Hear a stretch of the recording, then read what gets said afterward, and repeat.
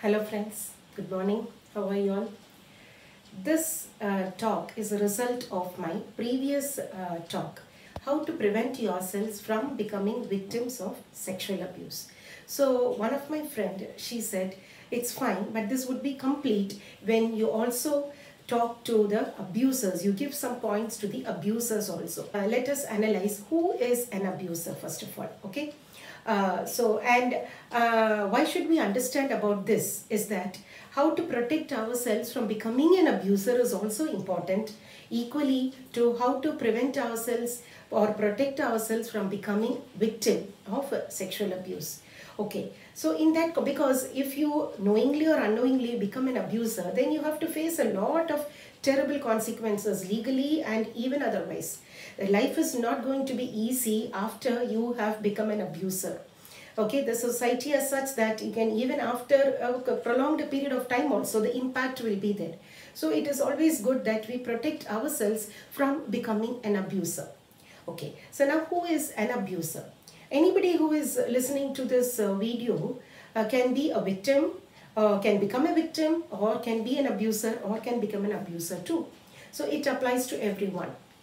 Okay, so anybody who abuses or misuses a relationship or a trust becomes an abuser. So what is an abuse? Basically, when you misuse the relationship that somebody has got on us or the trust that somebody has on us, that is called as an abuse, and anybody who does that becomes an abuser.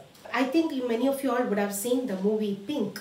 And this is the best movie according to me to understand about the characters of an abuser. If you have not watched it, it is surely a nice movie to be watched to understand about an abuser.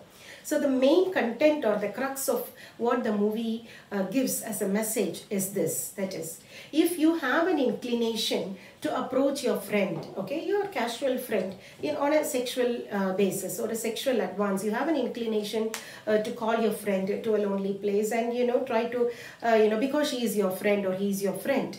But after that, if he or she says no, okay, then immediately you need to stop. You have to stop your advance towards your approach. Then it is a complete understanding. In the movie it is said, no is not just a word, it is a statement. Okay, so which means that even if I've come along with you, even if I consider you as my friend, I am not accepting this advance. If he or she says no, then you need to stop.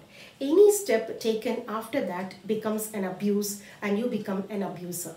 So this is the main message that the movie conveys, and I feel this is something that we also have to really think about.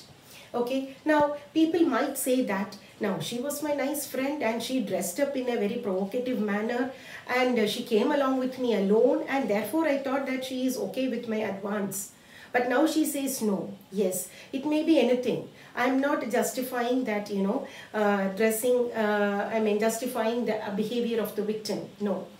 Even if whoever it is, even if it is a commercial sex worker also, okay, but if that particular person says no, then the next thing is that you'll have to stop. Now anything that goes beyond this becomes an abuser. So this is abuse and this person becomes an abuser. Okay, so it can be your friend or it can be your girlfriend or it can be even your wife. You cannot, even if it is the husband, you cannot, go beyond the person's consent and have an advance approach towards that person. So that becomes an abuser. So that is the law as per it says. Even a husband also should respect the body, the time, the space of the other person. So anything that is gone beyond that, even a husband becomes an abuser. So now we can understand the context very clearly. Now, why do people abuse? Sometimes when they say no, still they abuse. So why do they abuse? Why do they abuse in spite of that? This can be understood by people become abusers the way they have understood manliness. The way they have understood what is manliness makes a person abuser or not. I would like to, there are two ways to understand manhood. I just happened to read a quote. So there are two ways to understand what is manhood. The first thing is manhood is opposite to womanhood. This is how people generally understand, which means women are weak, we are strong. Women are very dependent, we are independent. Women have to obey and we need not. Women have to abide by the rules and regulations of the society, but it is not necessary for the men.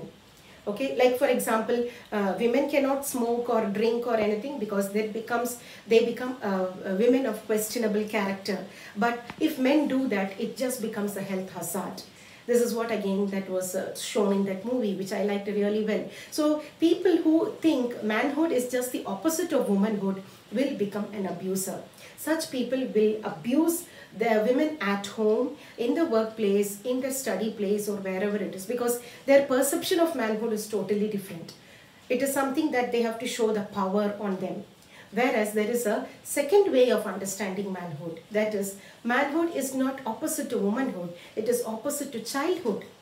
This understanding makes a person that I become more matured. I become more wisdom. I get more wisdom as I grow. So this is the better understanding of manhood. Manhood means more of taking up responsibility, opposite to childhood. So the way you have understood manhood determines whether you become an abuser or not. Okay, according to me, man is a person who, if you see the history of mankind right from the tribal age onwards, we can see that women have the big work of reproduction and rearing and childbearing and rearing. So therefore, when women are at home, it is the men who go around and hunt and take care of the women and the children, and they work and they come. They do a lot of work. So men are actually embodiment of sacrifice and caring and protecting the women at home. This is how a man should be, even now, not only then. Okay, so a man is a person who protects, who cares, and who sacrifices. We know our parents, we know a lot of men who are, great, best in sacrificing. So therefore, this is how we have to consider as manhood. Okay, and so therefore, but the problem is that our society is really deprived of such men. We don't have true men. Men are the ones who think that they have an upper hand over the woman. No, they are the ones who have to protect and take care of our daughters and wives. So here I remember a quote that is, every daughter should be blessed to be a princess to her father and a queen to her husband. If only every girl or a woman gets this privilege, which means she has a true man at home, be it in the form of a father or be it in the form of a husband. That is, she must be the princess and the queen at home. So this is how we have to take care. So with these 2 points, I just leave it to the abusers, that we have understood who is an abuser, what is an abuse, and why do people abuse. Okay, so let us, as parents and teachers, teach our kids to be true men, to be true gentlemen, so that they don't become abusers in the future, so that we can protect our girls and our women in the society. Thank you.